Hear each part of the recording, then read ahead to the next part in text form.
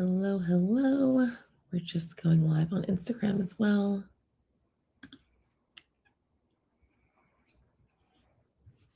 Okay. Hello there. I'm Asia Ray Coleman, and this is episode 6 of our Powerhouse Conversation series. The topic for today is an important one because one of the kind of top issues that I work with my clients on is representation. And so the topic for today is the real reason agents pass on talented actors. And it's not what you think. I think you're going to be surprised by this conversation. I am obviously not an agent. I'm not a manager. I'm not a casting director. So I'm approaching this conversation from the perspective of someone who has observed hundreds, if not thousands, of these interactions and really bringing forward patterns that I've seen. So, I just want to start with the fact that there is a misconception when actors reach out and are unsuccessful in finding representation. Most actors are thinking that an agent is passing on them because they're not talented enough. They didn't see what they needed to see in this actor, or that they're not experienced enough. They don't have enough credits, so they don't think they're going to be able to sell them, or that they're not ready yet in some way. And that's almost never what I see. From what I've seen across actors, hundreds of actors at different levels, is that agents are filtering by clarity of signal, not by effort or talent necessarily. Agents are not evaluating like the quality of your soul as a human. They're triaging information. They're getting an email and they're asking, do I understand what this actor sells? Can I sell them successfully? Am I going to be able to actually get this actor out and get this actor working? Do I know what buyers they're good for? Would I know where to send them tomorrow? And if the answer is fuzzy for them or for anyone on their team, they have to pass. Not because you're not good enough, not because you're bad, not because you're not talented, but because the signal's unclear. So I want to start by just breaking down what I have seen is the evaluation process very simply. Agents are scanning for clarity of type, market alignment. Like, do I actually see roles for this person? Or am I going to sign this person and just have them sitting here and have crickets? They are wondering about booking probability, the strength of your materials, your professional readiness, the ease of a pitch. If they submit you, are they going to be able to get you in the room? So this is not about, do I love this human? It's about, can I monetize and place this human efficiently? That's the key. So that should really remove any shame that you feel about having reached out in the past and not gotten the result that you want. Being overlooked is not the same thing as being rejected. It just means that we need to tweak something and make something more clear.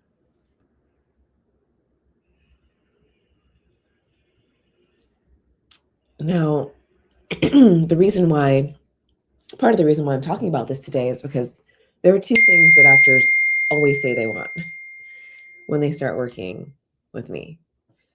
One is more auditions that are really great and are at the level that people want to be working at.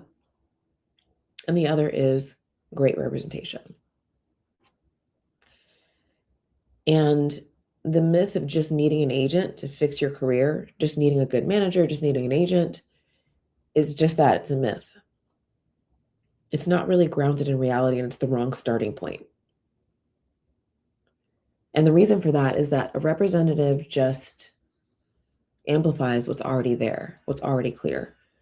They unfortunately usually do not create clarity for you unless you are signing with someone who's really hands-on and going to kind of develop you in a way that, quite frankly, most reps don't have time to do. They're not inventing your positioning. They're not fixing your materials. They're not choosing your category. So what ultimately happens is that representation doesn't fix your positioning, it just exposes it. And so I've seen this happen way too many times, that an actor signs with representation. They're super excited. They get a few auditions at the beginning, but then their momentum stalls. The actor's really confused, like what the heck? What's happening here? They tend to blame the agent. The agent pulls back, and we're back in the same rut of having representation that you're not happy with. How many times has that happened to you? And the issue is not your effort. The issue is not your talent.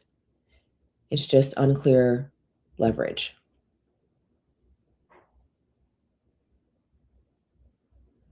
So,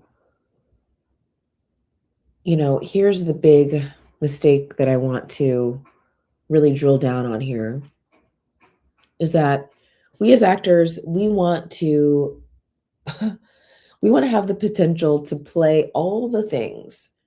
We usually don't sign up for this because we want to just play ourselves all the time. We want to get in the sandbox and embody different characters. We want to step into the beauty of really embodying another human being that's different from us.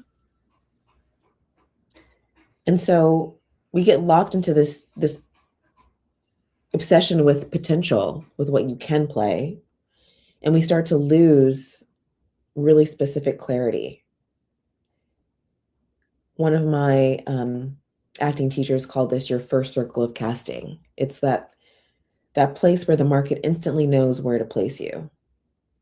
That without much effort, we know what you can do. It's kind of your essence. It's what you just are without even trying.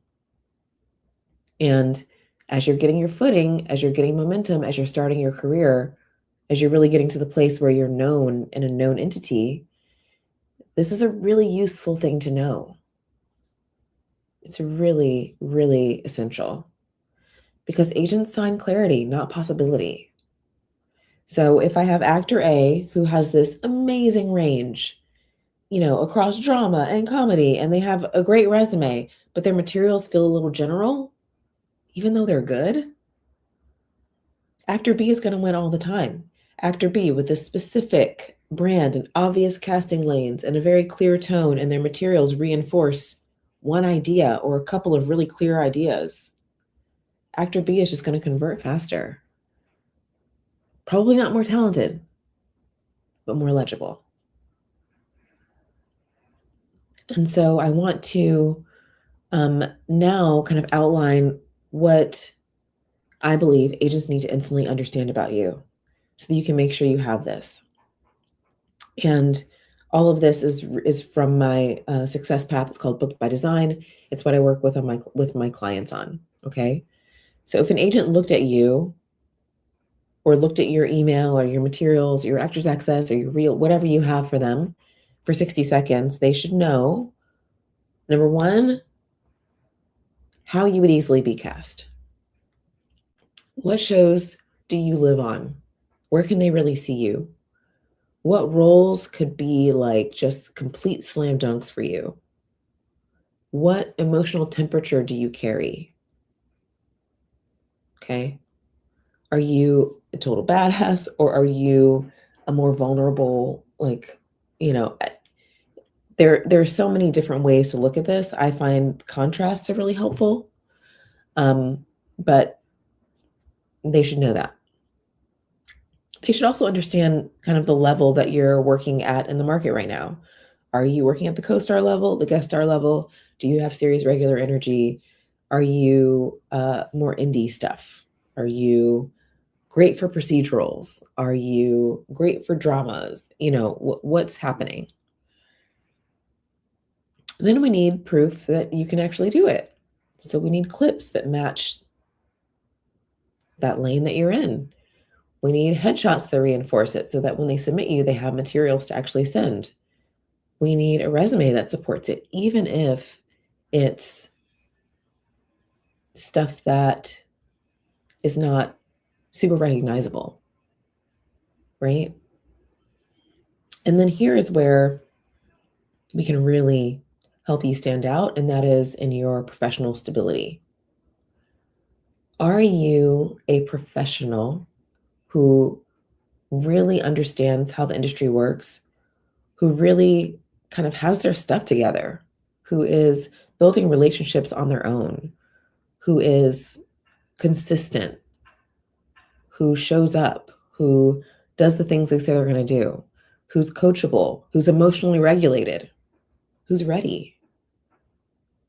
I would argue that that is actually what makes you ready over having a bunch of different credits.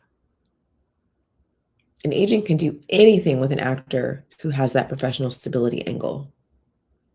And there are ways that you can go into a meeting showing that. That's the important stuff. This is not branding fluff. This is sales clarity. So if you want agents to stop passing, here's the work. Step one, I want you to do an audit of what you feel like your signal is. What are you putting out there? Can you describe your lane in one sentence? Do your headshots reflect that primary story? Does your reel support that casting category? Does your resume match your target level? And if not, you can do some self-tapes to show that you can work at that level, right? So if you can answer yes to all those questions, great. If not, start there. You can also do a kind of like market mapping, and I just find this interesting to get ideas. Identify 10 working actors who you feel like are in your lane. What are they booking? Who are their reps? What types of projects are they doing? How did they get their start? Stop guessing and start observing patterns. Then you need a relationship system. Here's where visibility comes in. Agents tend to sign actors who are referred, who already have some sort of traction, who are kind of professionally familiar in a way. So it's time to strengthen those casting director relationships. It's time to get testimonials. It's time to reconnect with people you've worked with in the past. I have a client who reached out using my agent alchemy system to a director he'd worked with in the past. And that director volunteered to call reps for him. He got 3 meetings that day. These steps make a huge difference. Having a warm introduction makes a huge difference because it's evidence that you're not just sitting around waiting for your rep to change your career. You are actively moving yourself forward. Agents respond to momentum, right? And so another thing we want to do is, what are some ways that we can start to get you traction? Festival buzz, bookings, self-produced work that's strong, industry endorsements, right? Representation follows movement. It rarely creates it from nothing. So if you take nothing else from this conversation, I want you to really understand that if agents are passing, it doesn't mean you're not talented. It doesn't mean you can't do this right now. It usually means your signal is diluted. And I want you to really just stay grounded in that. So the reason that talented agents don't convert is that they tend to treat getting signed as the finish line, right? Once you have representation, now it's a whole other story. Now we have to leverage that and really build on that. An agent is a multiplier, but if what they're multiplying is unclear, you just get more confusion. So what are you doing once you have reps to really continue to make your positioning more clear, to continue to build relationships, to continue to create opportunities for yourself, to build relationships that you can share with your agent, that you can both work toward? When I look at my audition opportunities so far this year, Probably 2/3 of them are ones that I cultivated the relationship on my own, and then they reach out to my rep. So a lot of that is happening. So here's where we take ownership. You don't need to wait to be discovered. You don't need to blame your agent for not being good enough. You don't need to hope someone sees your potential. You need strategic positioning, a repetition of what that signal is across different platforms and across all of your materials, diagnostic clarity. And if you want help with this is what I do with actors inside the table. So I hope this is helpful. Let me know what questions you have, and I'll see you soon.